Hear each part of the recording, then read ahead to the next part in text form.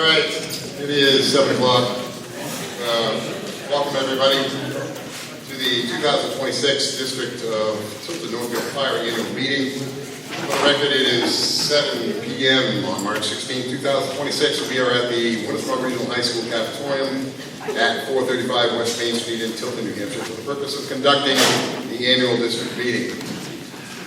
Your elected moderator is Scott Fenimore. However, he's quite ill and not able to perform the duties of moderator at this time. As such, my name is Kent Fenimore, and I have been appointed by the Fire District Commissioners and sworn in by the clerk as the moderator pro tempore for the District of Tilton Northfield Fire, and will be moderating tonight's district annual meeting. That is allowed for under RSA, New Hampshire RSA 40:3. Before we decide, I want to express once again my gratitude to the supervisors of the checklist from both towns. We can't do this without them, and they're always here.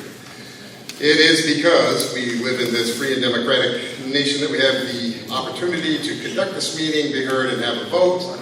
So I would like to invite the Chief to lead us in the Pledge of Allegiance.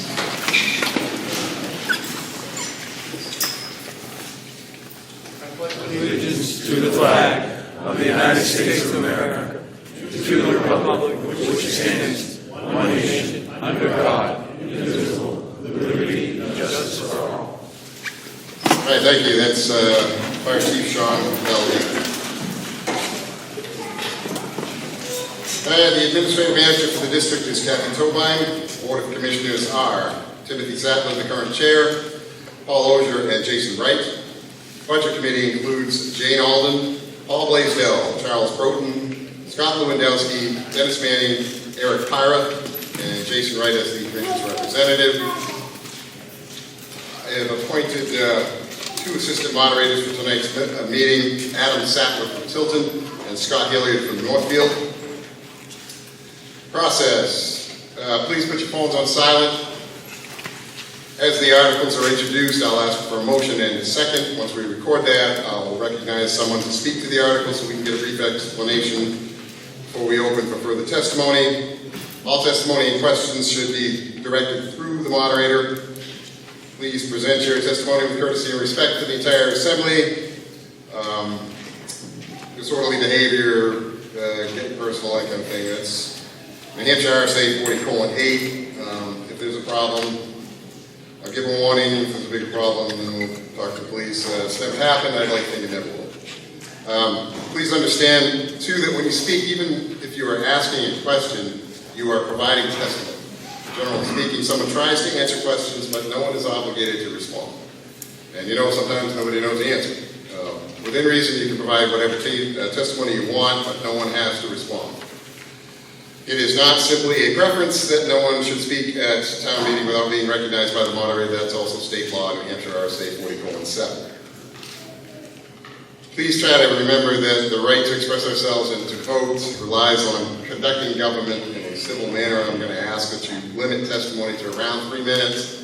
In my experience, as a participant in annual meetings, it's that thoughtful and concise testimony that is most meaningful to me. Not suggesting we won't take whatever time it takes here today, but ideally we try to keep things moving. As moderator, I'll try to use my best judgment, and if it's obvious there's a point to what you're saying, we'll be courteous. Things are dragging, I might ask you to finish up. You have to use the microphones to speak, otherwise we can't get a recording of it, and that's part of the public record of the meeting. If you have a follow-up question, please request such from the moderator and direct it through the moderator before proceeding. Not appropriate to have a conversation going back and forth on the floor, and we can't have two people talking at once. Sometimes it's really difficult to hear someone's name, even after we've asked to repeat it, so I'll apologize if that happens. I may have to ask one of my assistant moderators to visit and get the name and spelling right, hopefully. It is my intent, to the extent possible, to hear from those who have yet to speak on an issue before we hear again from those who have already spoken. Motions to call a question must be made by a voter who has been recognized by the moderator to speak. I will not respond to a motion just shouted from the assembly. Moderator will not accept motions to call a question or table an article if it follows testimony on the part of the person making the motion. In other words, you can't have your say and then cut everybody else off. If in the judgment of the moderator there has not been sufficient debate on a particular issue, I will not accept the motion to call a question. Motions to call a question and table are not debatable, must be approved by a 2/3 majority of the assembly, and if I have any doubts, we'll count the votes. So, that said, any decision by the moderator can be challenged by a vote of the assembly and overturned by a simple majority. Motions to restrict reconsideration of a vote under RSA 40:10, that's more commonly referred to as protecting your vote, and I will accept that reference for the intention to restrict reconsideration. I prefer such a motion be made prior to moving on to the next article. It doesn't have to be that way, but it's the cleanest way to do it. There is a designated space up the back there for non-voters. If you are not registered to vote in the district and have a voting card, then please make your way to the designated space and do not participate in the meeting. If we have members of the media here, welcome to our meeting. We understand you have an important job and we respect the times you may need to clarify a name or get a picture or something. Just try to not to give off the appearance that you're participating in the meeting. Generally speaking, we'll try to vote initially with a voice vote. If we have a call for voter cards, I have appointed my assistant moderators to help count the votes. To accommodate for that, we've got a pretty clear division, so we're fine. So we've got one guy's going to get this side, and the other guy's going to get that side. As long as we don't kind of squeeze in when it comes time to count, should be fine. Motions to amend an article must be made by a registered voter of the town, of the district, and must be in writing and must be signed by the voter making the motion. Motion must also be very clear as to how the article will be amended. I can't tell you how to write your amendment, but sometimes the best thing is just to rewrite the entire article. If, in my opinion, there's any possibility an amendment can be alternatively interpreted or is not specific to the article, I won't accept it. Does not mean that we won't get you where you want to go with your amendment, but it could take more time. Any questions? All right. Each article on the warrant is read in its entirety before being considered. Speaking to an article, usually I read it again before the vote, but if there's not been much of a discussion, I will just say as read, unless somebody would like me to read the article again. Reading the entire warrant at the start of the meeting is something less of an expectation than it used to be. However, if anyone would like me to read the entire warrant before we start, I would be happy to do so. Seeing none, I won't.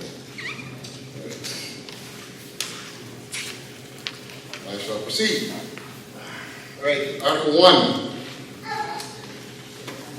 To choose the this whole warrant, there's no.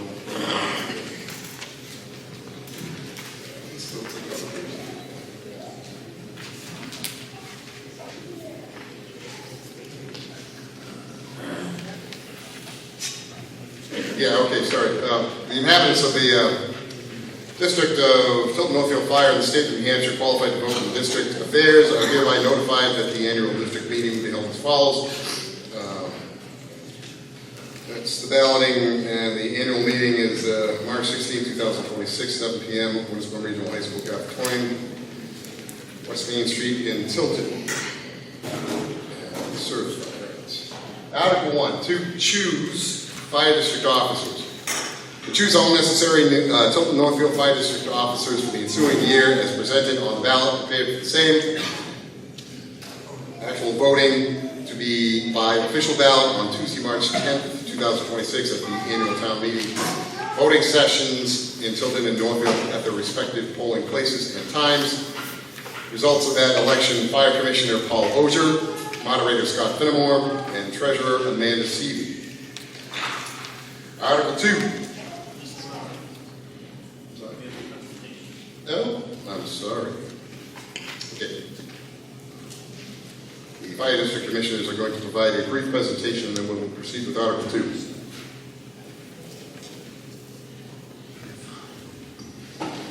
Good evening. Thank you. First off, I want to welcome you all for coming, and thank you very much for being here. There's some handouts up at the table, which I see most people have picked up, but the budget's up there. The slideshow we're going to review is up there. If anybody wants a copy of the MS 737, we have copies of those. Everything is on the website, should you need to access that. At some point in the future, talk to somebody who has a question, you can certainly refer them to the website. I would like to take a moment to recognize our dedicated firefighters. We have a bunch of them up in the back. Not only are they highly trained, compassionate, caring, they do a wonderful job, and I'd like to maybe show that appreciation.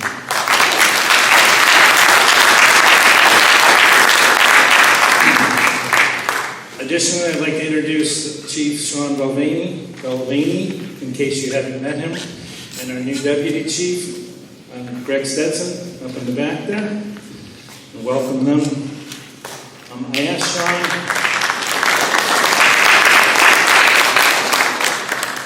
I asked Sean to put together a little information, and he's done that, and I'm going to ask him if he would review that. So I'm going to hand things over to Sean.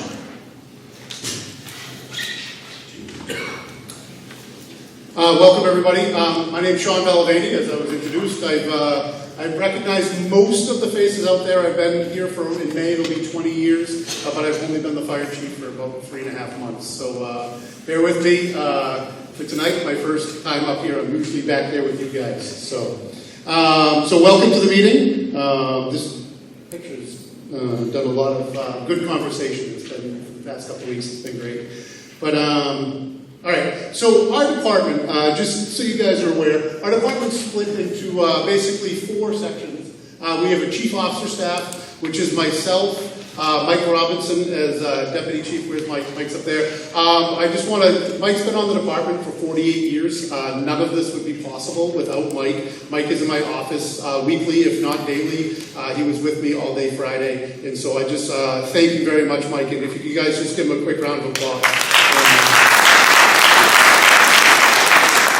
I just want to reaffirm my support as my second in command of the department is Mike, and thank you very much, Mike. And the other part of that command staff is Gregory Stetson. He's been wonderful. He just started in January.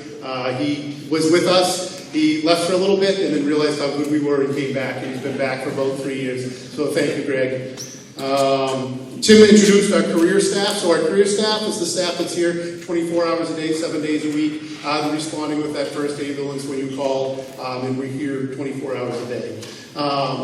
Then we have our call staff. Our call staff has a ton of experience. There's 3 guys over there. I think most have been on 2 guys with 40 years and 1 guy with almost 30. Our call staff's been around for a while. I don't know if Mike, if you want to talk about the call staff for a second. Thanks, Chief. I just want to make a comment. That antique fire truck that you saw on the previous screen, yeah, I operated that for 6 to 10 years. But call departments have struggled for the last several years. Recruiting, getting people to do it. The work attitude amongst many people has changed. Many departments have done away with their call staff. Many departments can't recruit them. I would like to say that's not the case here. What is a call firefighter? Call firefighter is a dedicated person who has a full-time job that trains, gets training certificates, and gets to a level that most of our permanent personnel are at with their certificates, certifications, and their training. A call firefighter and a volunteer. I like to look at it as a volunteer is someone who comes in to the station and wants to volunteer their service. Or one of our permanent personnel that is willing to come back after hours when he's not scheduled and volunteers his time. Now, let's clarify, volunteer is not necessarily a rate of pay. All of our staff, when they're brought back in, is paid an hourly rate for their services. So, but they volunteer to come in on their own time. Currently, we are staffed with 12 12 members to the call staff. I'm excited. Deputy Stetson approached me tonight and said we got a new one to evaluate very soon, an 18-year-old that wants to become part of it. When we receive an application, one of the most important things that we can do is respond to those requests that join the department as quickly as we can. They've got interest, let's not let them lag. We get them in, they fill out an application, we review the application. There's a team of myself, another call lieutenant, Lieutenant Bullier, and Deputy Stetson will now do that with us. We respond, we evaluate, and if they're acceptable to what we think, they then go on through a process of where they have a background check and a physical exam once they're approved by the chief. One thing that we've done to try to maintain the call members of the department, we've modified our program a little bit. Again, we look at some of our firefighters, our call members. We got gray hair. But we got years of experience. We got training levels, certifications, all this stuff. But we don't run into burning buildings anymore. But we provide needed support as drivers, operators, hands on the ground to support the younger people that are going to go in and into burning buildings. And I think that program, when we started that, has been extremely successful. And we're going to continue with that. If I could just sum it all up, we at the Tilton Northfield Fire District, the administrators, the new administration, and the members believe there is nothing stronger than the heart of a volunteer. And we at this department are going to continue to promote and recruit members for the Tilton Northfield, for the towns of Tilton and Northfield. Thank you very much. I didn't want to take a lot of time. You people are here to get through this. Thank you. Thank you, Mike. In the last section of that is our administrative staff. That's Kathy, our administrative manager, and Mackenzie, our administrative assistant. And I just want to say none of this is possible without Kathy. She puts more work in this department than anybody else combined. And we couldn't do this without her. So thank you very much, Kathy.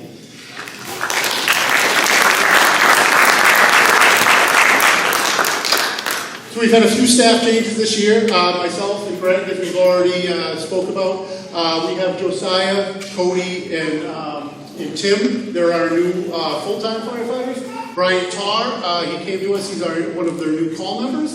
And Mackenzie is our new administrative assistant this year. 2025 was our busiest year on record.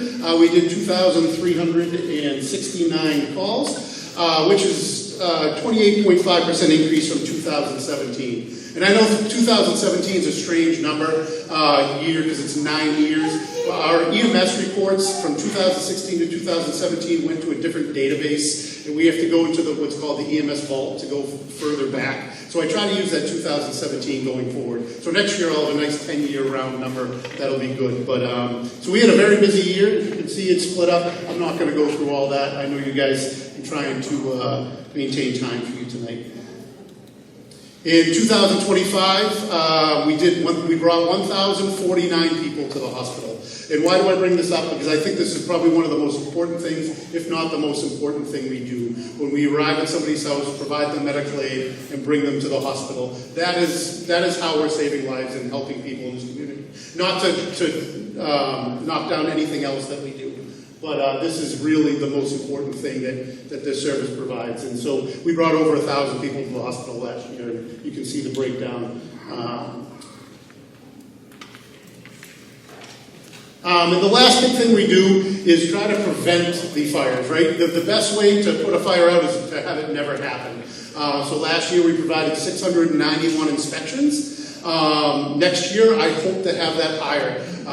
You'll see in one of my later slides, what we're trying to do is start doing multifamily inspections again. We haven't done them since 2013.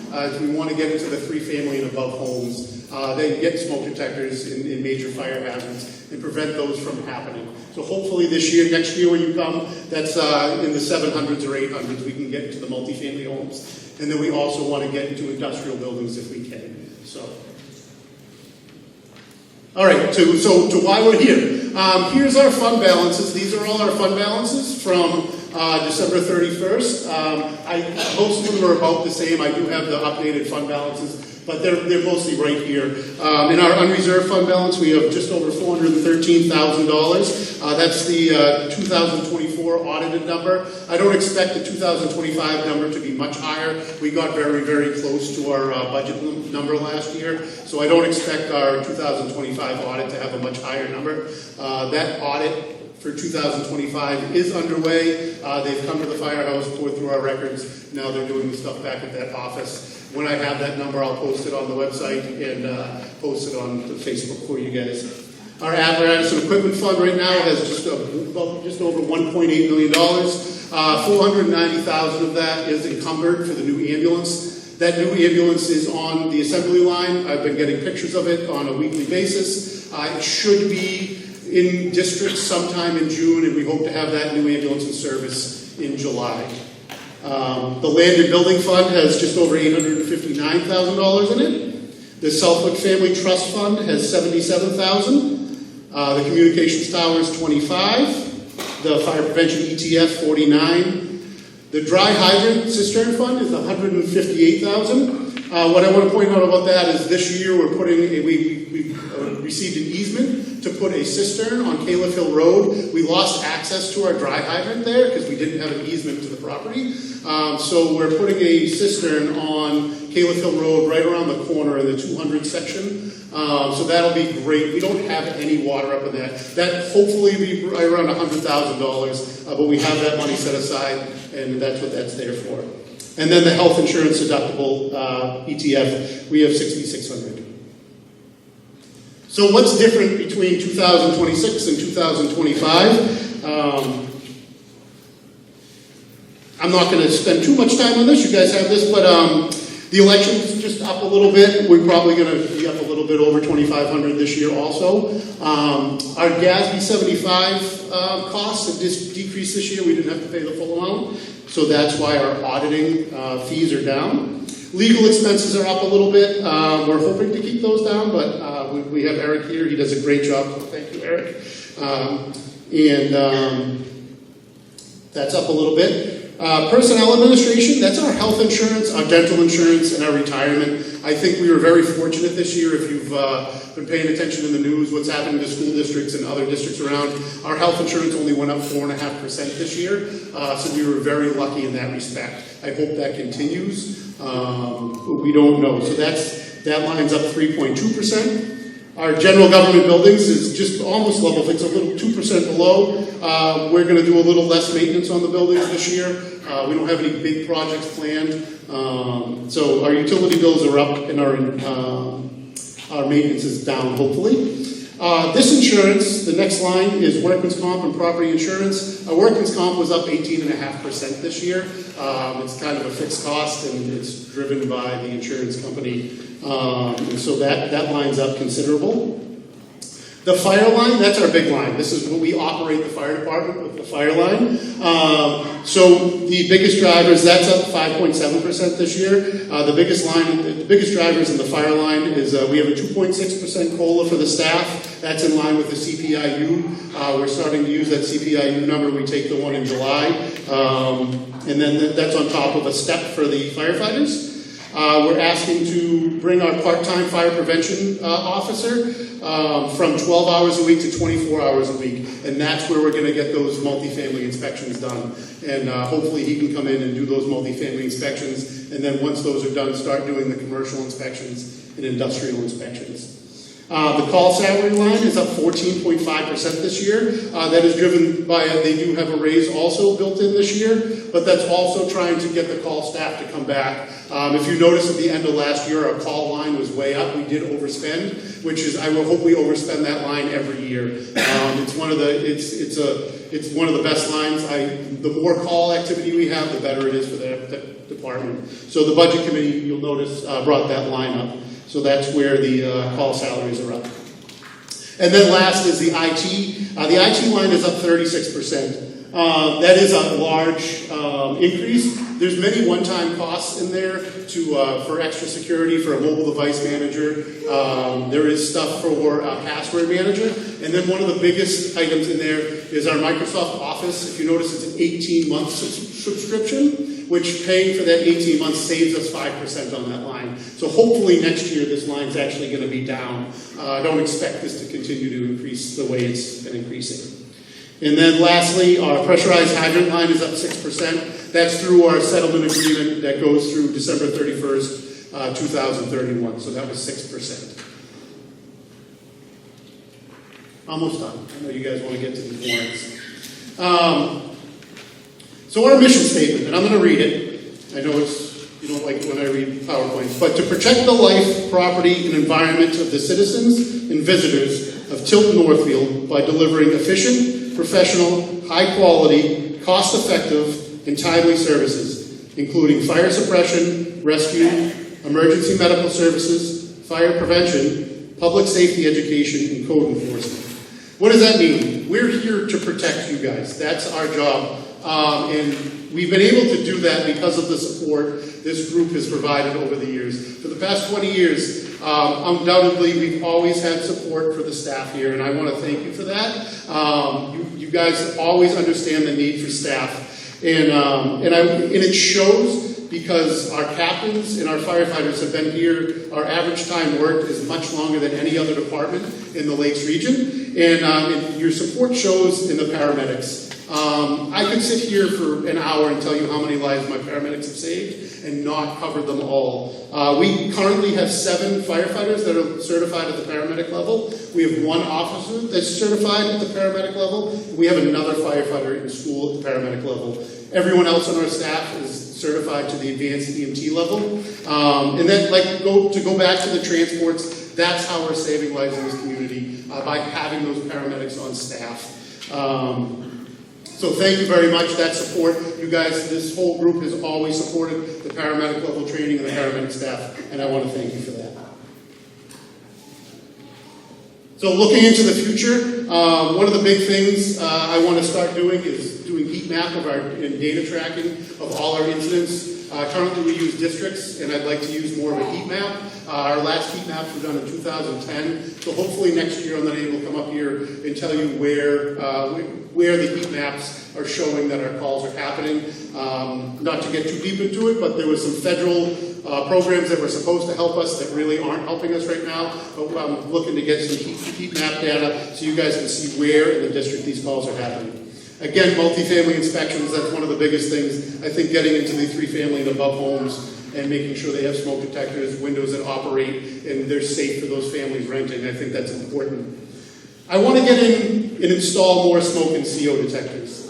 There's been 5 fire deaths in New Hampshire in 2026 already, and then I don't know how many there were last year, but I know it was around 16 or 17 fire deaths in New Hampshire in 2025. And overwhelmingly, in every scenario, there was non-working smoke detectors. Smoke detectors save lives. I don't know if you guys know this, but we will provide smoke detectors and CO detectors to you, to anyone in the community. My staff will come out and install them. All you have to do is call. You'll see in the fire prevention ETF, that is where that money comes from. It will come out and install the smoke detectors in your home. So please let us know. Call us. We'll come out and help you with the smoke detectors. In 2 or 3 years from now, one of my long-term goals is to start doing home audits, home visits. We'll come to your house. We'll do a whole fire safety audit and check for your house for fall hazards and major safety hazards. I'd love to come out and get that program rolling. Probably that program won't be rolling this year, but look for 2 or 3 years down the road. I'm going to look for some grants and community risk reduction and try to get that going. If you need it done now, we'll more than gladly come out and I'll send the guys, but it won't be a formal process. I've already started, but I'll be meeting with the selectmen quarterly from both towns. I've met with Northfield and Tilton once, and hopefully in the next month I'll be at both. So please look for me in the agenda, but if you have any questions, you can always reach out before then too. And then the last thing we're going to do this year, hopefully, is the commission and myself, we've already talked about reevaluating the CIP. There's a lot of assumptions in there that were probably great assumptions 10 years ago when the CIP was made, but there's a lot of assumptions that need to change going forward and see how we're doing. So we're going to reevaluate the CIP this year and bring that to you. So that's all I have. Thank you very much for coming tonight, and thank you for your continued support.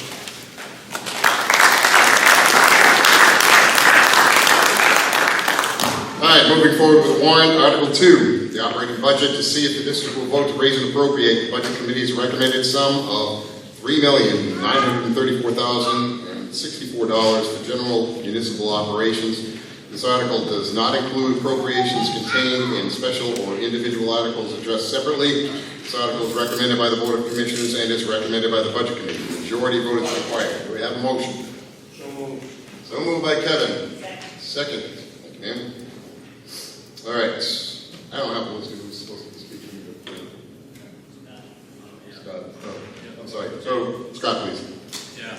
So just to give you an update on kind of what we did on the budget side. So if you look at your budget, ours is higher than the fire commissioner's budget, and largely because of what the chief mentioned, our biggest increase, we're actually $12,969 ahead, and $10,000 of that was call salaries. So when we started our budget, we had a different fire chief, so we actually entered this budget with a separate fire chief who had kind of a different presentation. We kind of, wound up where we are. We also were planning on a potential fire station on the warrant article today, which is not. So we were trying to go into this with the mindset of keeping things as low as we could, and there's not much in here. Like the chief said, there's that COLA, there's that $10,000, there's a couple other things here or there, but there's nothing really major. So, and with that, we did notice a mistake, which I'm glad Kathy caught it. It was a great catch. So I'm actually going to make a motion here in a minute to decrease the budget by $28,850.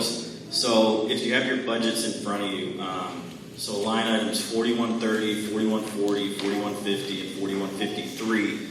When they went in the computer, it's one of the only things, it's the only thing when I went back in the budget that doesn't have like a summary underneath it for the money. It auto-calculates that in the formula. Kathy was actually able to find an error that happened this year in the formula that doubled that number. So that's why we're basically, that number is double in the original budget, and the math works out to the $28,850. So we're still, technically, I guess, going to be below the fire commissioners, but in reality, there's still that, $12,969 that we were above theirs. But today, I'm going to submit this. I'm looking to amend Article 2, and you want to read it? Guys, what you are trying to do is make a motion to amend Article 2. Yes.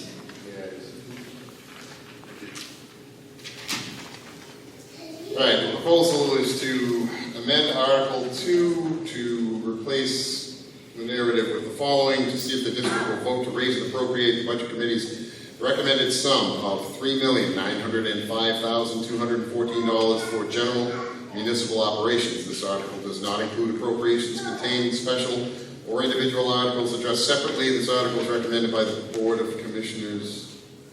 That's not true.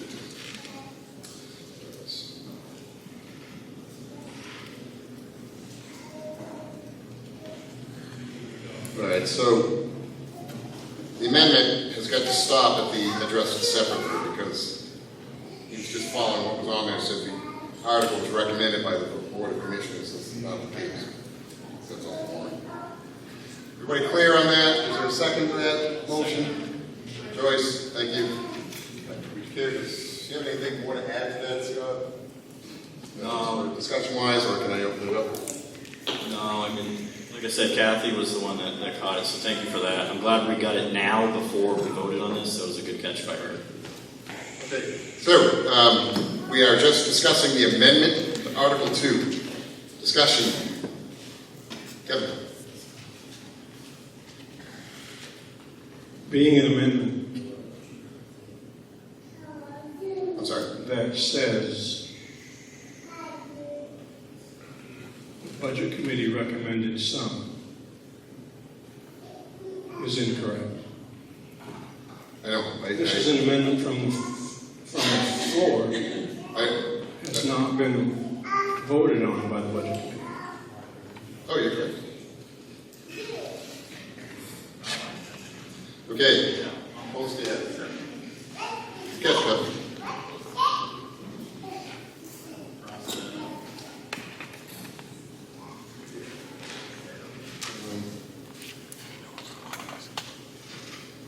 And the word recommended is on too.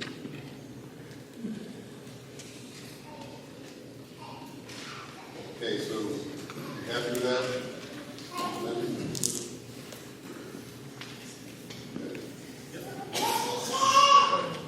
So, I think the appropriate thing to do is to make a motion to amend your amendment so that it reads, to see if the district will vote to raise and appropriate the sum of $3,905,214 for general municipal operations. This article does not include appropriations contained in special or individual articles. Do I second? Appropriate? Yep. Second to the motion, thank you. All right, so we're just voting on the amendment to the amendment, reading as such. Any discussion on that? Seeing none, those in favor say aye, please. Aye. Those opposed, nay. Yes, have. Okay, so we're still at the amendment phase. Thank you, Kevin, for that. So we are voting now or discussing the amendment to Article 2. Is there any further discussion on that? Kevin? Kevin Keith Tobin. I'm confused. I'm sorry. It's not It's unusual. my fault. I didn't catch No, it's not unusual. What is the budget number? What are we voting on? Because the budget here that I have in my hand says $3,905,214 as it does on that slide. But I understood that there was a reduction of $28,000. it. Right, so the warrant actually What's says, the number? I'm sorry, Article 2 on the warrant itself says $3,934,064. The amended sum would be $3,905,214. Thank you. Thank you. Further discussion on the amendment? Seeing none, those in favor of Amendment 1 to Article 2, please signify so by saying aye. Aye. Those opposed, nay. You guys have it. Okay, so we have an amended article. Is there discussion on Article 2 as amended? Seeing none, those in favor of Article 2 as amended, please signify so by saying aye. Aye. Those opposed, nay. As have it, I so declare it. Article 2 passes.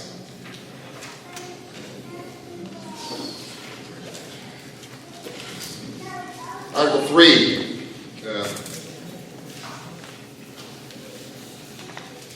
Oh, I got it.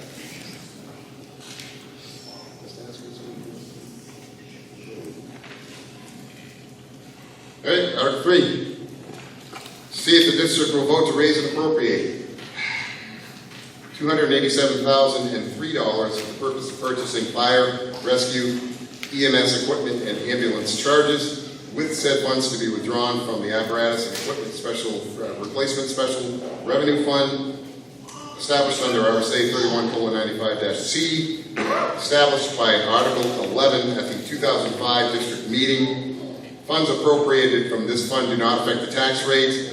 This article is recommended by the Board of Commissioners and is recommended by the Budget Committee. A majority vote is required. Is there a motion? Second. Rob? I don't.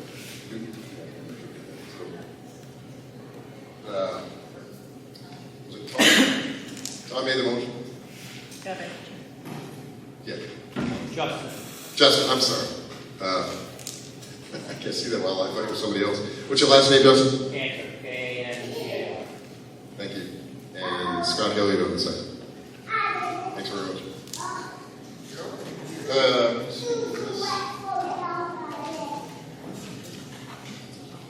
All over. Thank you. What this is replacement for the stuff that they use for EMS, equipment that outdated or needs to be replaced, anything like that, that's what it includes.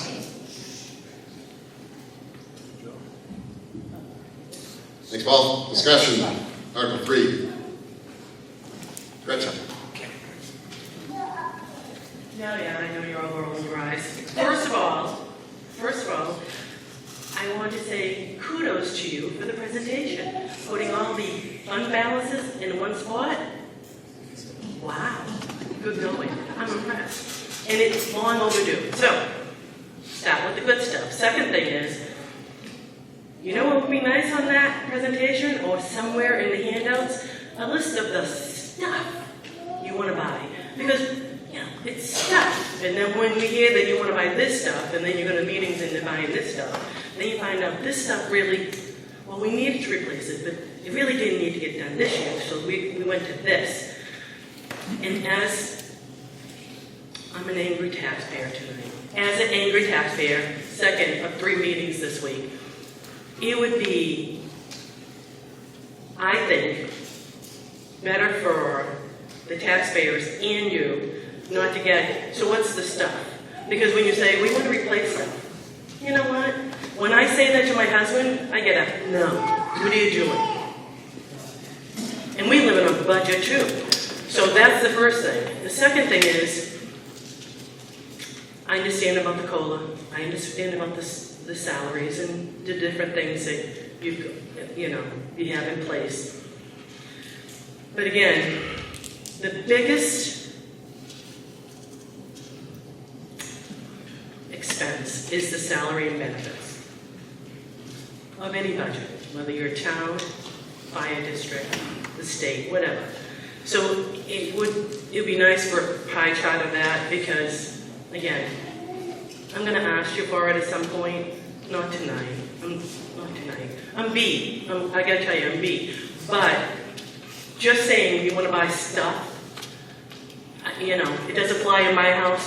And seeing that we're going through these meetings, it gets my back straight. So, I've been coming to these meetings a long time, and you hear about all the stuff you want to buy, and then you go to the meetings, and none of that is ever discussed. It's like, and it's just fuel for my fire. So I'm just pointing that out. Thank you, Gretchen. Further discussion on Article 3. Tim, please. Mr. Moderator, we are going to provide some additional information. Yes.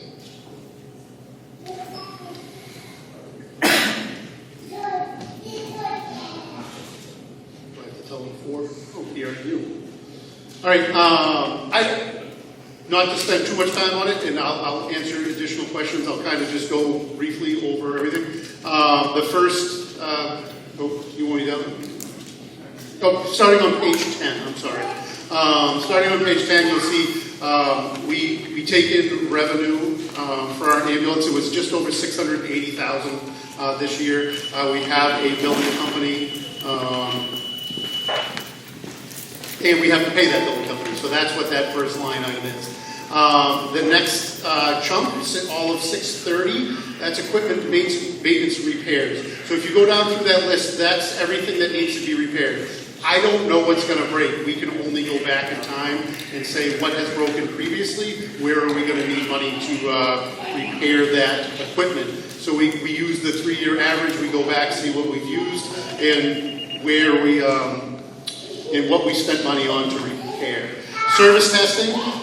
Service testing is all our pumps, our trucks, our aerial on the ladder truck, all the service testing that needs to be done on all our equipment, and that's mandated that we do. If you go down to line 680, which is on page 11, that's vehicle repairs. If you notice, we were 10,000 over last year. It was it's getting expensive to fix equipment. We're taking steps to make it better. We started using Harbor Enterprises as our first line of defense, which we never used before. It's already paid dividends where Dwayne will come down and work on equipment so we don't have to bring it to Tamworth. We don't have an in-house mechanic, so most of our equipment has to go to Tamworth to Lakes Region Fire Apparatus. They're a great company, but it's up in Tamworth. So having Dwayne has already paid dividends. So that vehicle repair line, and you can just go down through each one. Again, we go through a 3-year average and try to figure out how much money we spent on that repairs. The next is fire equipment. You can go down all through line 740. That does continue to the next page. It shows all our equipment that we're asking for this year. You'll notice a huge increase on line 740.190. That's protective clothing. The big increase for that is PFAS-free gear. I don't know how much you guys follow into the news. PFAS is giving people cancer, and it's an initiative to get new gear. We're not replacing everyone's gear, but as we go forward, it's about $600 more a set to get gear. So a lot of that is getting that old gear without the PFAS in it. And we're finding that in our gear, each member who is an interior firefighter has 2 sets of gear. Each set of gear is issued for 10 years. We don't use it after the 10-year point. So that's the big increase from that line. The next line, 741 on page 12, that's our EMS line. We don't have any big EMS equipment in there this year. One of the big reasons is because we're getting the new ambulance, and in that new ambulance warrant article, most of the big equipment like the stretcher, the cardiac monitor, the auto pulse was purchased with that ambulance. So we got that in that. So there's no big purchases, but that EMS disposable equipment, that's stuff we use on every call. Those 1,049 people we brought to the hospital, there's a lot of equipment that we use that we cannot reuse. We have to throw away and buy it over again. Again, that is billed out in the EMS bills. And then the next line is vehicles. You'll see the 489,000. That is from the 2023. We keep getting buzzed here. The 2023 warrant. That is not new money appropriated this year. That was encumbered to pay for that new ambulance coming in June and July. Well, hopefully June. And then the last is rescue equipment. We put together a water and ice rescue budget every year. We replace 2 ice rescue suits every year, and rope and rigging, and everything else in that rescue. If you have specific questions, you can ask me about those. Thanks, John. Kevin, please. Kevin Keato. I'd like to amend the article, the warrant article. Simply remove the words after EMS equipment and ambulance charges, because we're not purchasing ambulance charges.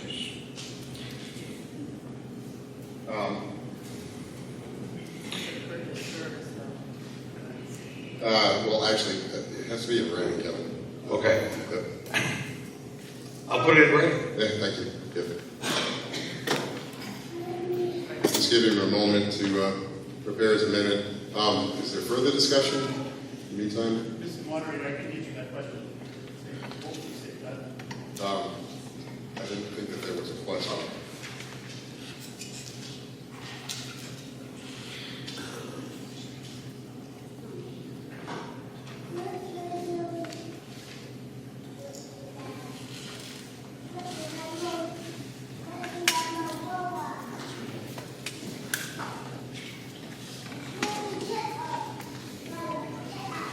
Yep, I can get it.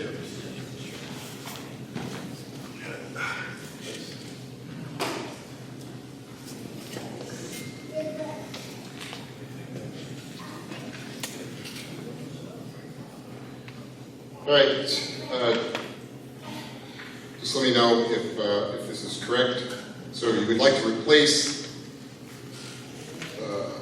the Article 3 is written with the following: to see if the district will vote to raise and appropriate $287,003 for the purpose of purchasing fire, rescue, EMS equipment, with said funds to be withdrawn from the apparatus equipment replacement special revenue fund established under RSA 31:95-C, established by Article 11 at the 2005 district meeting.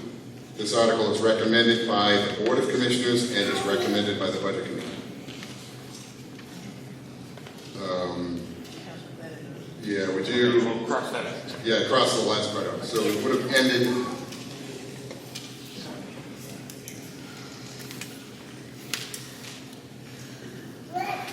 So when you're looking up here on the screen, you see that the words "and ambulance charges" have been deleted, and then everything from funds appropriated from this fund forward have also been deleted. Is that correct, Trevor?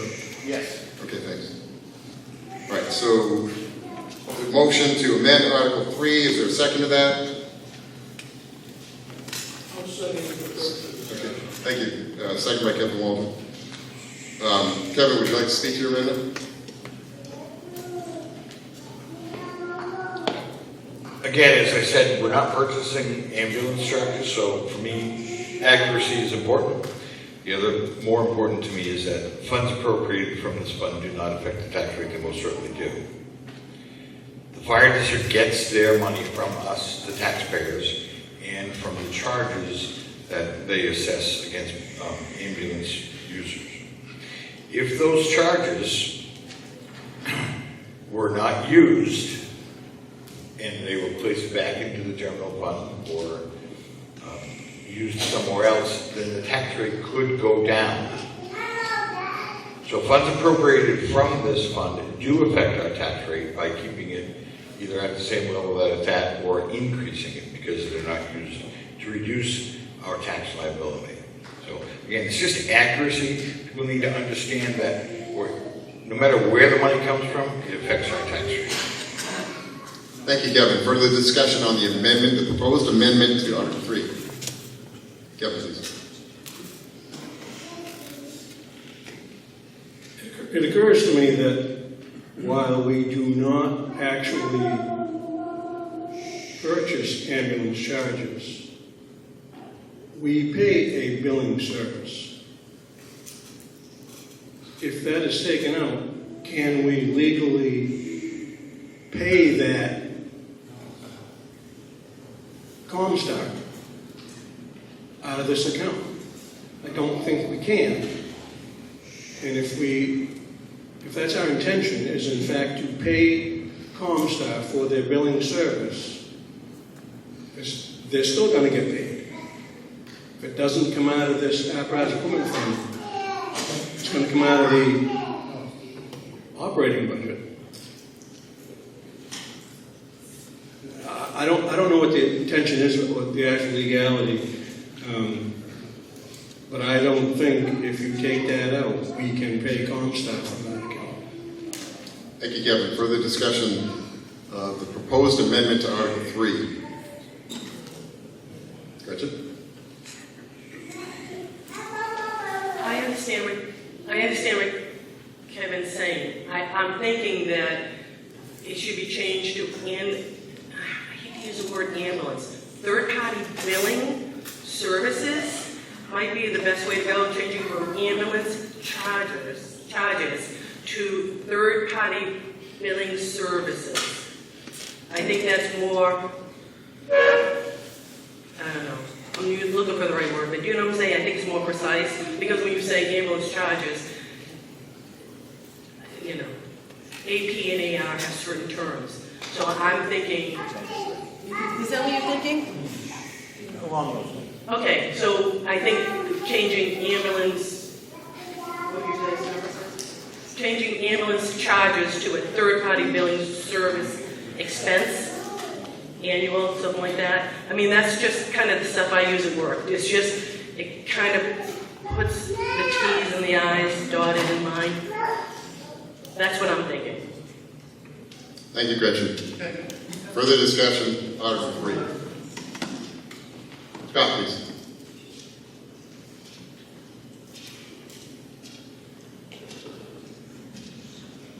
Mr. Moderator, Scott Hilliard from Northfield. My question is to legal counsel on the end and to Kathy Tobine.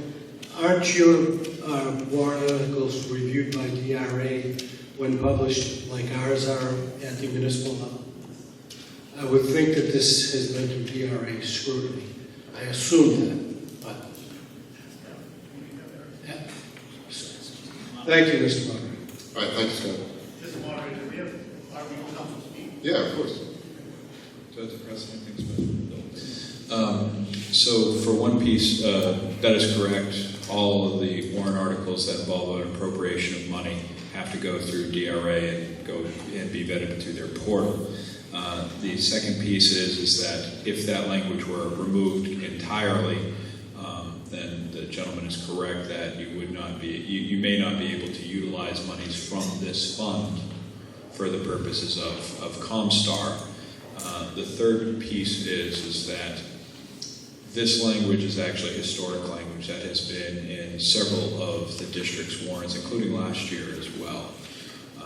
Whether you call it for ambulance charges, third-party billing services, 6 and 1/2 dozen on the other. In terms of identifying the purpose, the reason why the purpose is important is so that when expenditures come out of this fund, it's important that there's some corral, there's a collar on commissioners so that they don't spend it for an unauthorized purpose. If the meeting understands what the amounts are for and what it is to be used for, it's the intent that would prevail as opposed to the specific verbiage in the article itself. So if it's largely understood that it's for the provision of ambulance services or third-party charges, that's what prevails over any specific verbiage that is utilized. I think as written, it's fine, but I'd be too concerned about modifying it away from historic practice because it has been utilized in a certain way historically. Further discussion on the proposed amendment to Article 3. Seeing none. I'll try a voice vote here. Those in favor of the amendment to Article 3, please signify so by saying aye. Aye. Those opposed, nay? Nay. The nays have it. I so declare it. So the proposed amendment fails. So we're back to the original article. Further discussion on Article 3. Seeing none. Those in favor of Article 3, I'm going to read it again, just to make sure that it goes in the record. We are voting on Article 3 as written to see if the district will vote to raise and appropriate $287,003 for the purpose of purchasing fire rescue, EMS equipment, and ambulance charges, with said funds to be withdrawn from the apparatus and equipment replacement special revenue fund established under RSA 31:95-C, established by Article 11 at the 2005 district meeting. Funds appropriated from this fund do not affect the tax rate. This article is recommended by the Board of Commissioners and is recommended by the Budget Committee. Majority vote is required. Those in favor of Article 3 as read, please signify so by saying aye. Aye. Those opposed, nay? Nay. The ayes have it. I so declare it. Article 3 passes. Article 4. To see if the district will vote to raise and appropriate the sum of $155,000 for the purpose of design, engineering, and architectural fees associated with the construction, addition, and/or renovation of a fire station or fire stations, with said funds to be withdrawn from the Land and Building Capital Reserve Fund. The special warrant article will be a non-lapsing appropriation per RSA 32:7 Roman 6, and will not lapse until either the building is completed or December 31st, 2030, whichever is earlier. This article is recommended by the Board of Commissioners and is recommended by the Budget Committee, and majority vote is required. Is there a motion? Tim Sattler, second. Jerry, thank you, sir. Someone speak to the article, please. Tim. Again, I'll try to get through this real quick. As you know, the building committee has been working at the direction of the commissioners for quite some time, and they have done exactly what the commissioners requested. We were all surprised by the pricing that came out of that, with a little bit of a sticker shock by the commissioners and the committee and you, the district voters. We debated whether we wanted to bring forth the article to this meeting and whether we wanted to bring forth the information sessions. It was decided that we wanted to share the information with you. We had the information sessions, and again, we thank those who came and provided additional feedback. The commissioners then decided that we would not bring this forward at the district meeting. We've got new leadership at the department.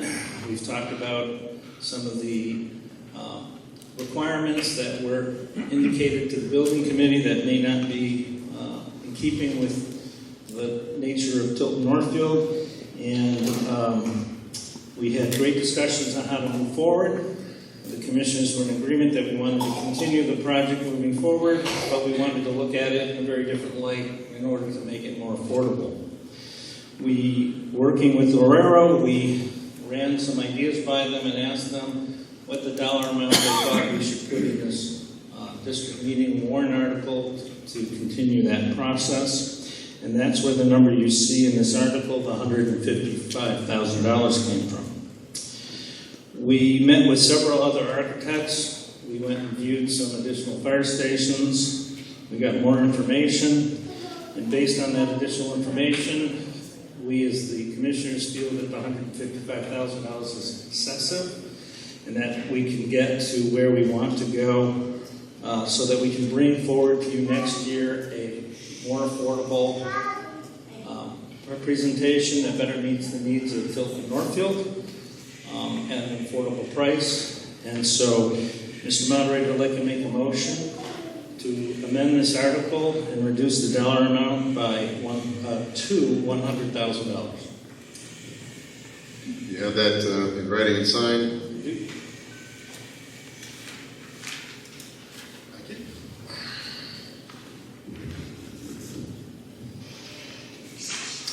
Okay, I don't think it's necessary to read it. It's just changes the number to $100,000 and then removes this article as recommended by the Board of Commissioners, etc. at the end of it.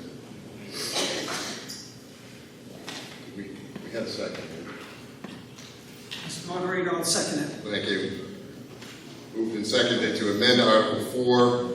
Everybody clear on what the amendment is doing? Okay, just further discussion on the amendment to Article 4. Kevin? So there'll be a vote on the amendment, Correct. and then we'll vote on the 100,000 change? You're voting to, yes, approve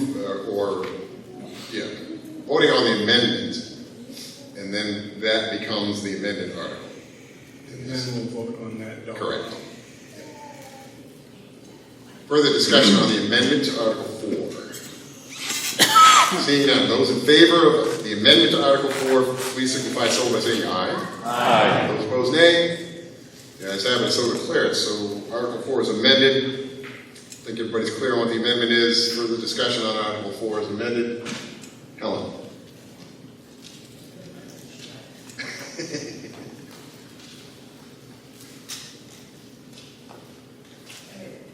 Oh, thanks, Tilton.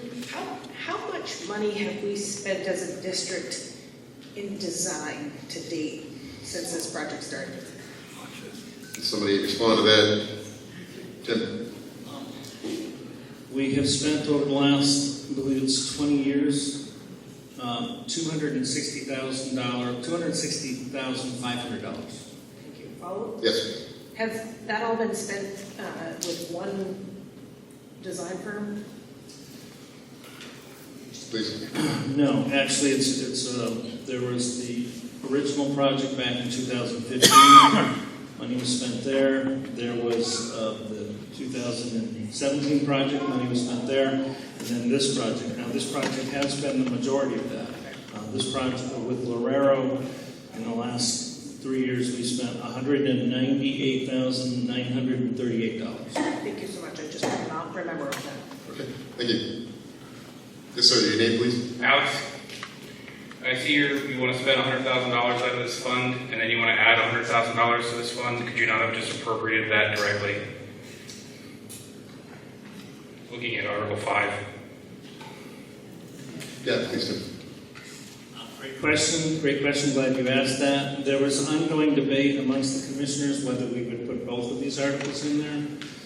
Part of the discussion was the original article was $155,000. We've been putting in $100,000 into that account for many years, although not every year. And part of the discussion was if this article was to fail, do we want to move forward and continue to put money into that account for some future? So that's why there's those two articles there. Thank you, Jim. Thank you, sir. Yes. Gretchen, speak. Right, sorry. thank you for reducing that. I appreciate that. Second question is, you wrote down that you viewed some other locations for recent, I'm sorry, I'm trying to find this, but you went out and viewed some other things. Were the other places that you looked were they by this design group only, or were there, I don't know. Yes, sir. Thank you for that question. Yes, we looked specifically at a build that Lorero has done. We talked to a couple different architects, and we looked at some of their buildings as well. And that's where we got to the conversation stating that the $100,000 would be more than enough to move forward to come up with a not-to-exceed price for the meeting next year. Okay. And so it is our intent as the fire commissioner, should this article get approved, that we would create a new RFP and put it out for bid. Can I just ask one question about the RFPs? And I'm not sure it's done, but when you put an RFP in there, is there like a little line that says whoever's putting out the RFP has the right to accept or decline any and all submittals? Because that's come up at meetings before. So do you put that verbiage in saying that you have full control over what you accept and what you deny for any reason? Yes. Yes, please. Okay, thank you, because it came up at another meeting and it sounded like our hands were tied, that we already put the quotes out and we have to accept what was submitted, and I just want to make sure. When I write an RFP, which I would likely do for the district here, when I write an RFP, I include language that affect that you don't have to accept any of the bids.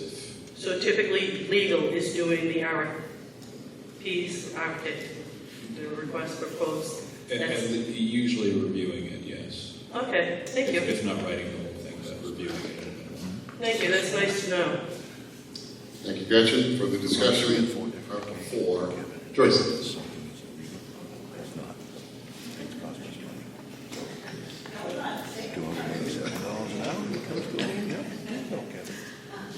Thank you, Mr. Moderator. Having working for both Northfield and Tilton as their town administrators for I don't know how many years, but it's been more than 20, I know that. And having served on a lot of building committees, especially the most recent one, when I went over to Tilton, the whole main reason I went over there was because they needed a police station. And you know why? Because it's my job to help protect the town, the administrator's job, from liability. So you want to have what you need. The services, those service needs need to be met. Now, from when I started there, we had 3 study committees, so it's a process. But I think, and I'm so happy if we're here, that you're still going for it for another thing. And now you've got experience more in trying what it goes into a development like this. So I do hope that you'll have one more building committee maybe would help, and so I support this article and the amendments. Thank you, Joyce. Further discussion on Article 4 as amended. Kevin, please. I'll yield to the elder statesman.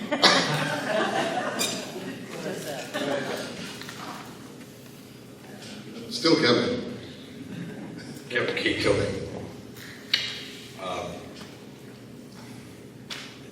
I hope everybody understands the history behind where this is coming from. We've been doing this for 20 years, and I believe Tim stated that we had spent close to $300,000 in those 20 years. Is that correct, Tim?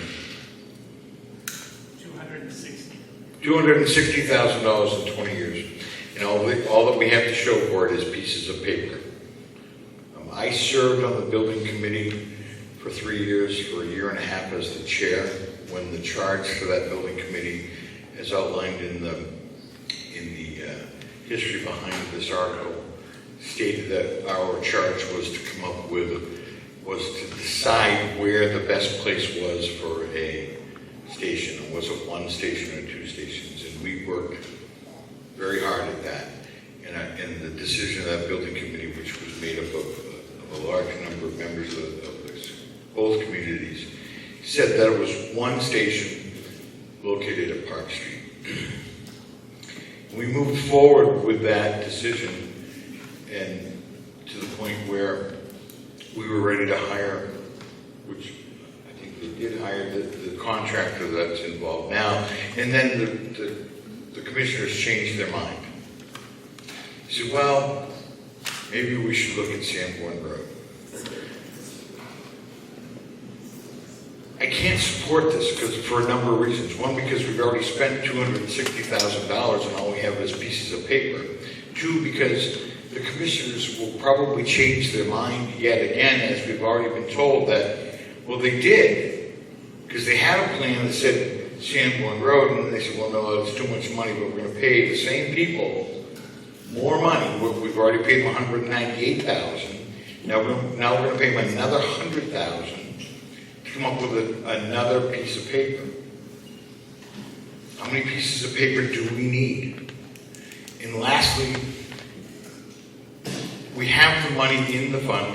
We got $800,000 in there. And perhaps I'm skipping ahead to Article 5. Why do we need to put more? I'm tired of spending money and getting nothing.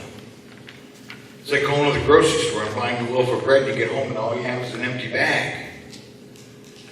At some point, you're not going to be able to make any more sandwiches because you don't have any bread, but you spent $260,000 on empty bags. So I would encourage the body to vote nay on this article. Thank you, Kevin. Kevin, please. So my least favorite place to be is on the fence. But I struggle with this, and here is why. We sat on a budget committee, I'm sorry, I did that too, but we sat on a building committee since 2019 with a break for COVID or whatever it was. We worked our butts off, we did what the commissioners told us to do. Commissioners said, no, we're not going to do that. It was $21 million, which I think was a wise decision. But since we started to include Sanborn Road in our plans, I believed that that land, or there was a deal made for that land that was binding, meaning we would own it. At one of our meetings, it came up that, well, we don't own it and we're not guaranteed to get it. There's a verbal land swap deal with the commissioners and the Tilton Board of Selectmen, which just changed 2 members. Is there any Tilton Selectmen here? There's no Tilton Selectmen here. My understanding is that they will, at some point, put it on a warrant for the Tilton people to approve that land swap.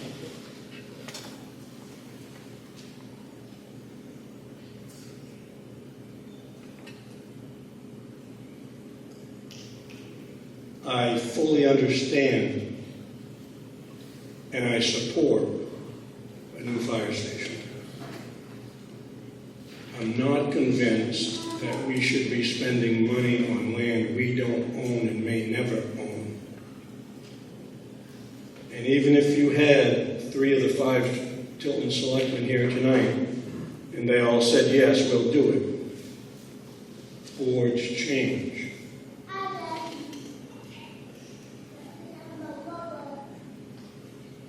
I don't like being on the fence. I know we need a new fire station. I'm not convinced I'm a 2-station guy, but my mind's open. But I struggle like hell to dump another $100,000 on something we don't own it. We don't know that we're going to own it. So if, I don't know, you ever see me speechless? Not really. Thank you, Kevin. Further discussion on amended Article 4. Seeing none, is everybody clear on what the number is? The only thing that's changed from what's up there is, again, the dollar value is $200,000. We just don't have that last, this article's recommended line. Everybody clear on that? Okay. All right. Those in favor of amended Article 14, please signify so by saying aye. Aye. Those opposed, nay? Nay. All right, that's not clear enough for me, so we're going to do a show of voter cards. Mr. Moderators, please. Okay. Supervisor, check as well. This is good. Okay. All right, so those in favor of amended Article 4, please hold up your voter cards now.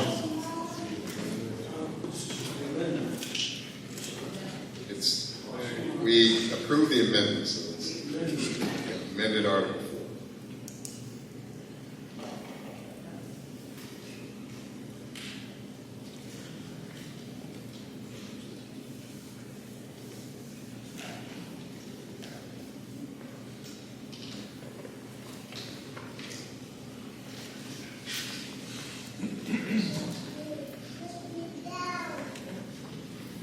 Thank you. Those opposed to amended Article 4, please hold up your voter cards now.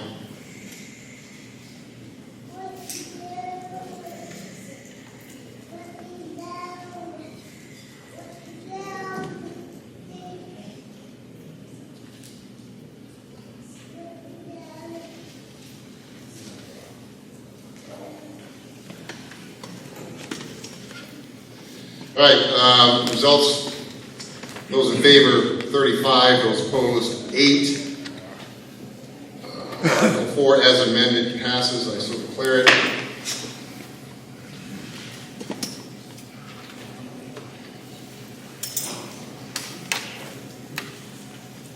Article 5. See if the district will vote to raise and appropriate the sum of $100,000 to be added to the Land and Building Capital Reserve Fund previously established. This article is recommended by the Board of Commissioners and is recommended by the Budget Committee. The majority vote is required. Is there a motion?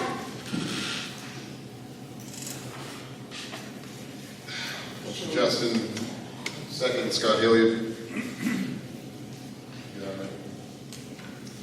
Somebody care to speak to? Yes, Tim, please. Mr. Moderator, I move that we table this warrant article. I second that. Okay. Who's Gretchen? Second. All right, so there's a motion to table Article 5. That is non-debatable. It has to be approved by two-thirds majority of the Assembly. We move directly to the vote. Those in favor of tabling Article 5, please signify so by saying aye. Aye. Those opposed, nay? No. Moderator is not in doubt. At least two-thirds majority. Article 5 has been tabled. Article 6. Can I protect my vote on that, please? Yes, you may. Thank you. You can make a motion to do so. I'd like to make a motion to protect my vote on Article 5 being tabled. Thank you. Yep. I second. Second by Kevin. Thank you. Okay, discussion on the motion. Seeing that those in favor of protecting your vote, or restricting reconsideration of your vote under RSA 40:10 on Article 5, please signify so by saying aye. Aye. Those opposed, nay.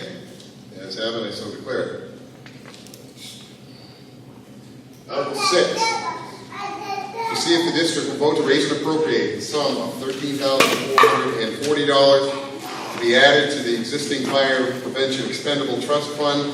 Said funds to come from the unassigned fund balance. Funds appropriated from this fund do not affect the tax rate. This article is recommended by the Board of Commissioners and is recommended by the Budget Committee. Majority vote is required. Is there a motion? So moved by Scott Hilliard, second by Jerry. Will you speak to the article, please? Paul, please. Okay, what it does is It goes around the schools, stuff that needed for schools, batteries, smoke detectors. Oh, I'm sorry. Okay, yeah.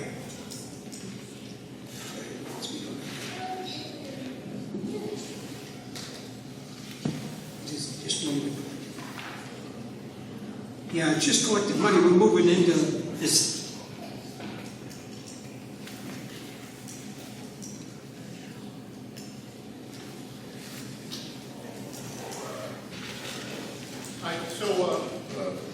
Chief, please.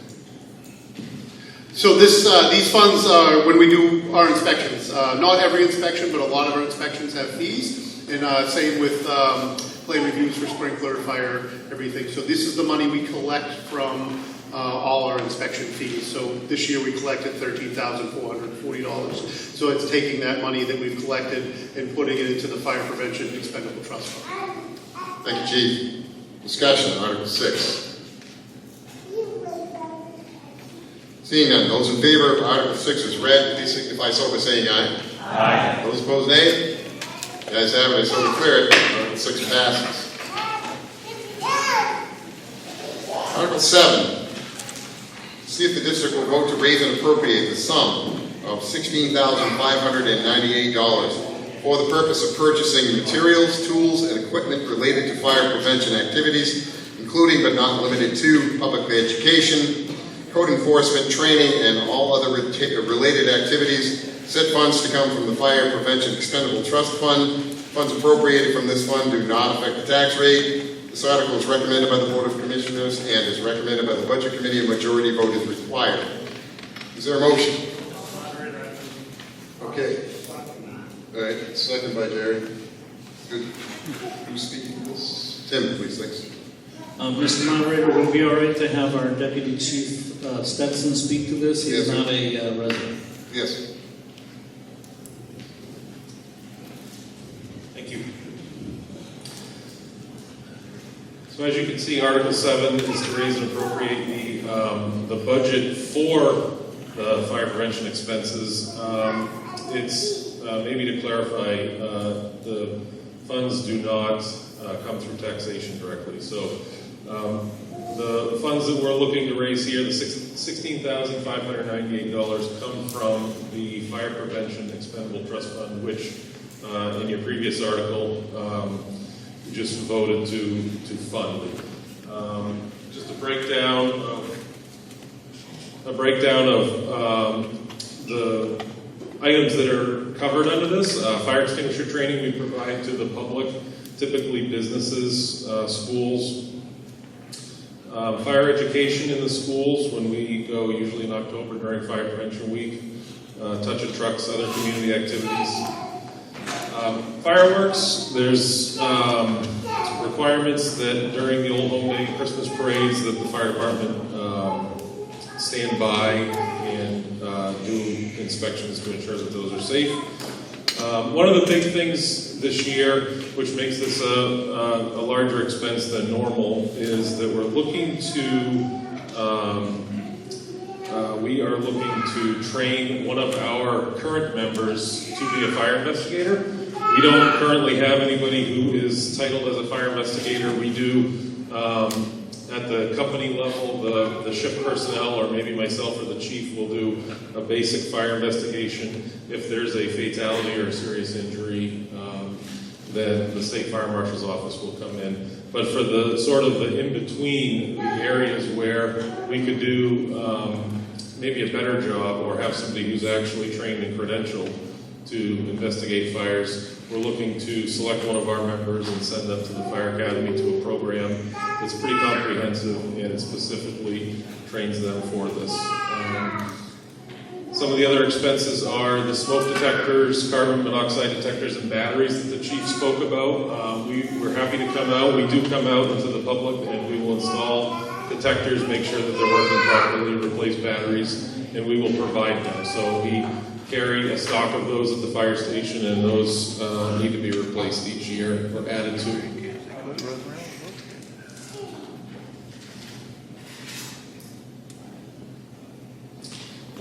Some office supplies, educational supplies, and our subscription to the NFPA code. So what allows us to actually reference codes when we're doing inspections. We have to pay for that annually, and that pretty much covers this item. Further discussion, Article 7. Ross, please. Ross Cunningham, Northfield. We had a little debate over here in the Northfield corner. I have a issue. I just want to circle back to Amendment 4 real quick. On the floor. We didn't vote on the amendment to the 100,000, so we kind of skipped this step. So I think housekeeping wise, I would ask that we straighten that out, or it's going to be an issue down the line maybe. Yeah. Just throwing that out there. Not that I want to belabor the evening, because I got all kind of fun stuff to do.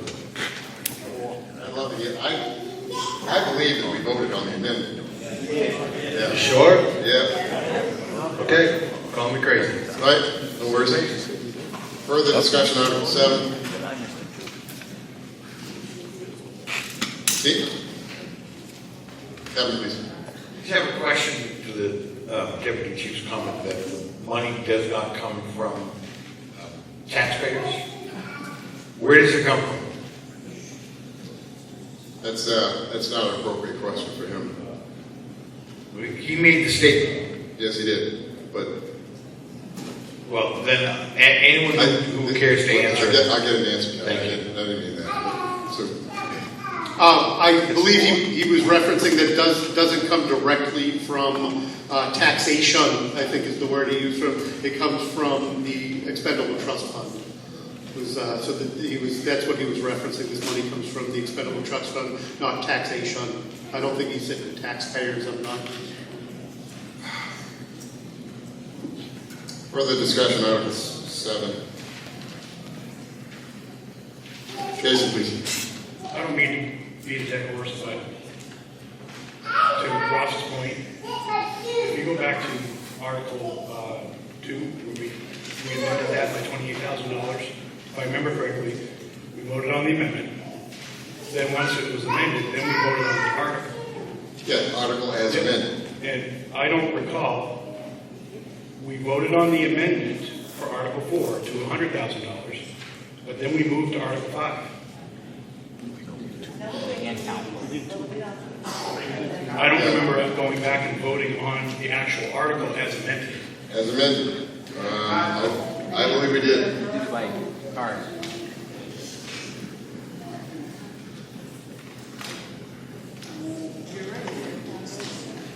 Article 7.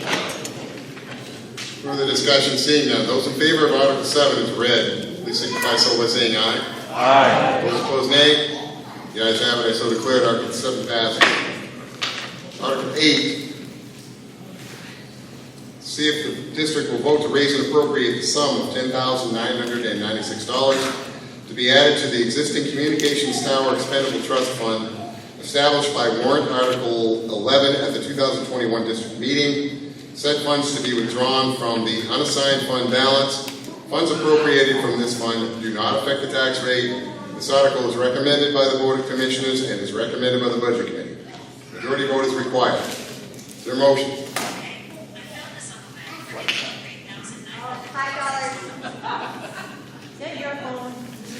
Yeah. Apparently I said something that initiated. Siri, yeah. Yeah, move Article 8. Is there a second? Jerry, thanks. Will you speak to that, Tim? So, as you may remember from years past, the money collected from the rental on the tower goes into the general fund. Half of it stays there to reduce the tax burden. The other half gets migrated over here to this fund that we created. This exercise is to take half of the money, which is that $10,998, or $96, I'm sorry, and move that into the fund. Thank you, Tim. Further discussion, Article 8. Gretchen. Okay, remind me, you're taking half of the money to put into this tower fund. I was told that we didn't have any expenditures associated with the tower fund, so I have no idea what the money is going into this fund, what the use is. Tim, please. Oh, Chief.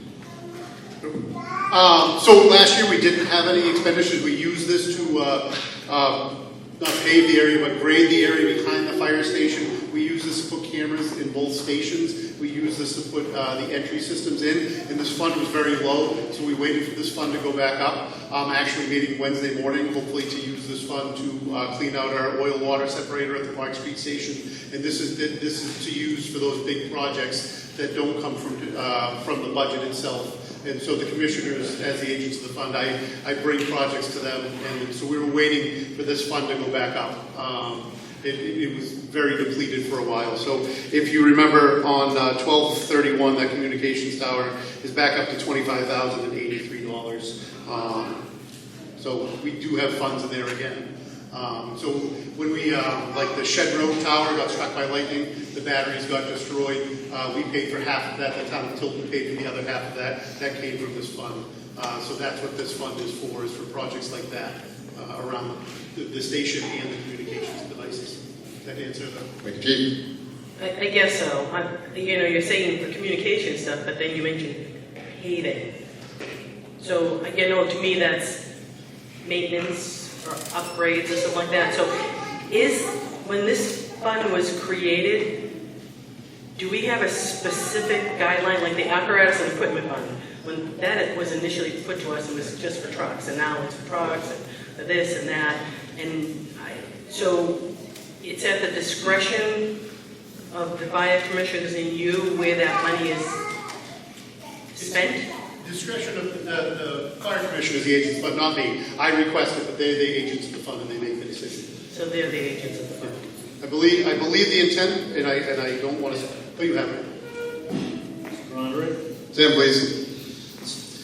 So when that article passed, the verbiage in the article is to tower revenue shall be used to offset costs for repairs, maintenance, construction costs, and bonds of fire stations, radio communications infrastructure, and then goes on to. Okay. Thank you. Thank you, Gretchen. Further discussion, Article 8.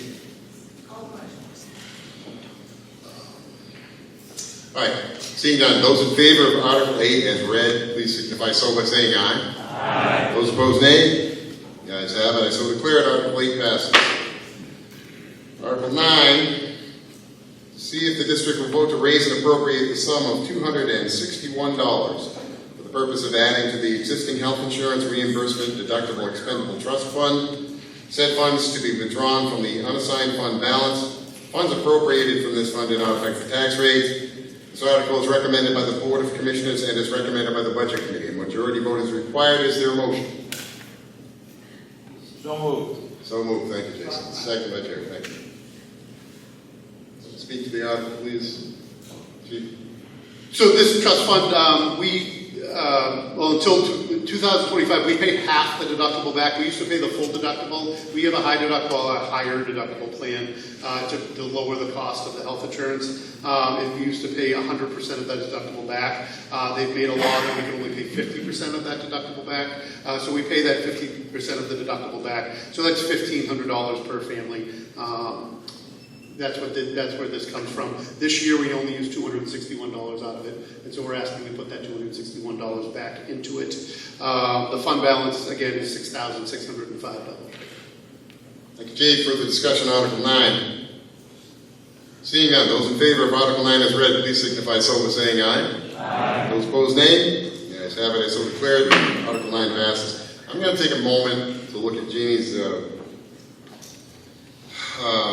minutes on Article 4 just to make sure.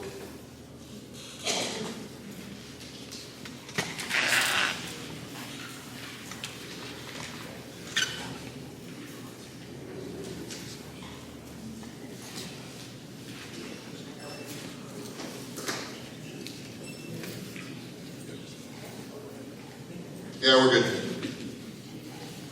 Article 10. See if the district will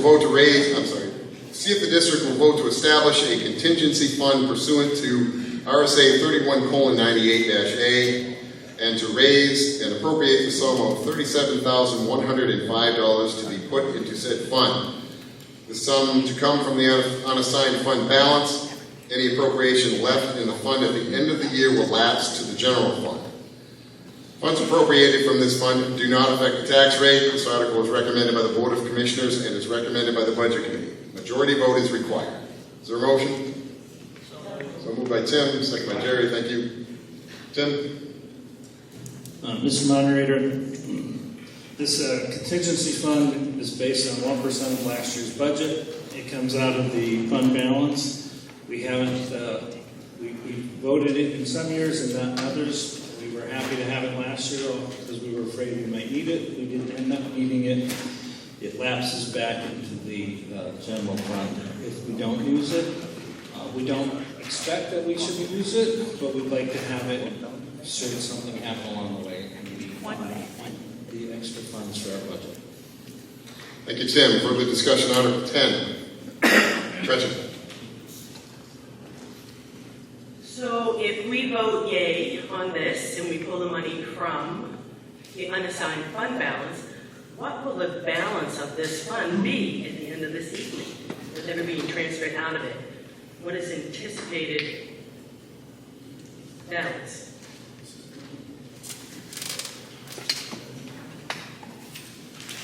Chief, please. Yep. Let me just get to the right page.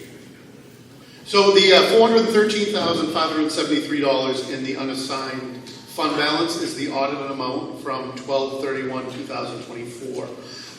The money coming from the tower fund and the money coming from the fire prevention fund happened after that $413,000.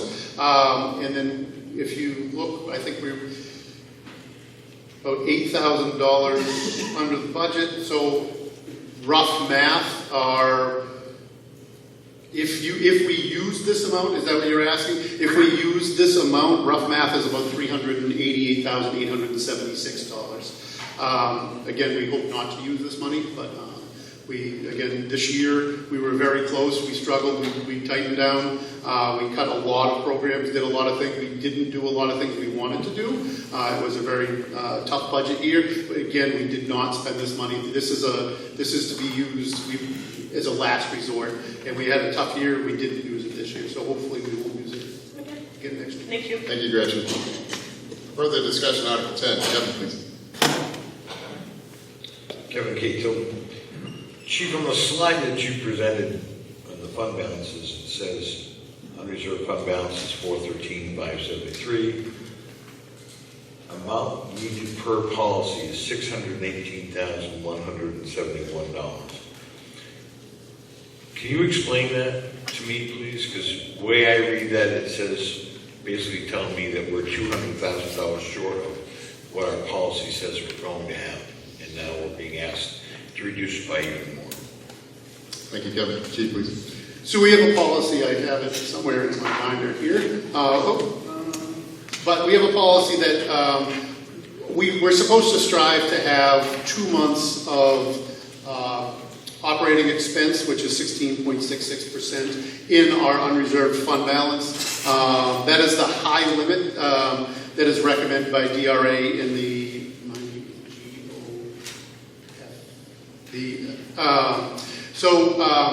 the recommended amount is typically 8% to 16.66%. Our policy says 16.66%. We're currently running at just over 10%, which in most towns is a healthy amount. I don't see this bringing us too much lower. The reason we need a little bit more than some towns in the percentage-wise is we spend a lot of money out of the trust funds. We don't get that money back until the end of the year. So like when I spend the $100,000 for the cistern this year, we're not going to get that back until December.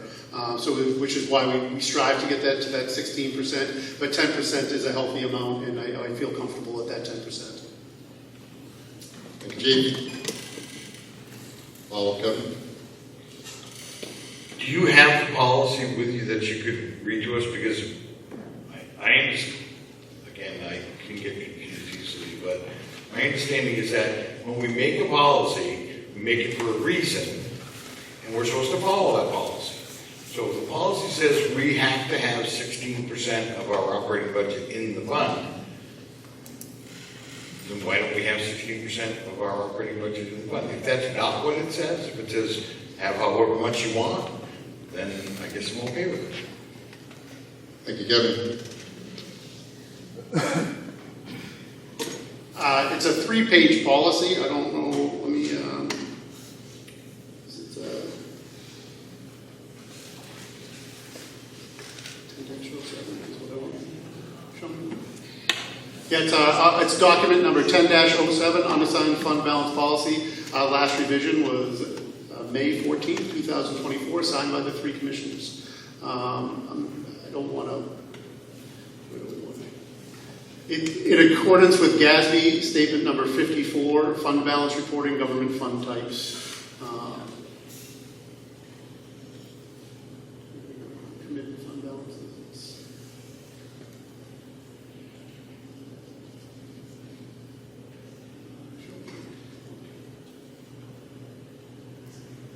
Yeah, residual fund spending after subtracting all the above amounts, and it goes on, does it say 2 months in there? Minimum, section 4, keep going down. 16 points, okay. The fire commissioner set forth as policy that the district shall maintain a minimum of 2 months operating expenses in the unassigned fund balance. Operating expenses shall be defined as the total amount defined in the operating budget as voted in the most recent annual district meeting. 2 months shall equal 16.67% of the voted operating budget. Now, again, this is a policy, we strive to achieve it. I don't remember the year, but there was a year that this district tried to make this part of the bylaws. If it was part of the bylaws, we would be required to have 16.67% at all times. This district voted not to approve that. I have it scribbled out. In the 2019 district meeting. So at the 2019 meeting, they tried to make this part of the bylaws. If we made it part of the bylaws, we would have to have that 16.66% at all times. We did not make it part of the bylaws to give the district flexibility to not have to have that 16.67%. I don't believe either town, Tilton or Northfield, runs at a 16.67 either. I don't want to speak to what they are. Thank you, Chief. Further discussion, Article 10. Seeing none, those in favor of Article 10 as read, please signify so by saying aye. Aye. Those opposed, nay. Nay. The ayes have it. I so declare Article 10 passes. Article 11. Transact any other business that may legally come before the meeting. Discussion under Article 11. Seeing none, moderator would entertain a motion to adjourn. Motion to adjourn. Motion to adjourn in second. Any discussion? Did you want to speak for Kevin? Not to the motion to adjourn. I did have other business, but I was late. All right, further discussion on the motion to adjourn. Seeing none, those in favor of adjourning, say aye, please. Aye. Those opposed, nay. The ayes have it, I so declare we are adjourned.